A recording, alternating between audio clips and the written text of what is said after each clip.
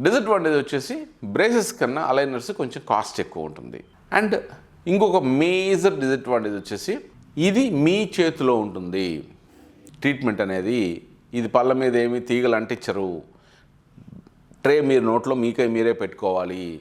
కేవలం అన్నం తినేటప్పుడు మాత్రమే, ఏదన్నా ఫుడ్ తినేటప్పుడు మాత్రమే అవి తీసేయాలి. మిగిలిన టైంలో అంటే రోజు కనీసం 22 నుంచి 23 గంటలు నోట్లోనే ఉండాలి. అవి ఈవెన్ పడుకునేటప్పుడు నోట్లో ఉండాలి. ట్రావెల్ చేస్తున్నా ఎక్కడికి వెళ్ళినా నోట్లోనే ఉండాలి. అలా కంటిన్యూస్గా వాడితేనే మీకు అది ఖచ్చితమైన రిజల్ట్స్ వస్తాయి. మీరు నెగ్లెక్ట్ చేసినా, సరిగ్గా పెట్టుకోకపోయినా రిజల్ట్స్ రావు. తర్వాత వాటిని పడేస్తే మళ్ళీ చేయించుకోవాల్సి వస్తుంది. అది అదనం ఖర్చు అవుతుంది. జాగ్రత్తగా వాడుకోవాలి, ఖచ్చితంగా వాడాలి. అండ్ అన్నం తినేటప్పుడు తీసివేయాలి, మిగిలిన టైంలో పెట్టుకోవాలి.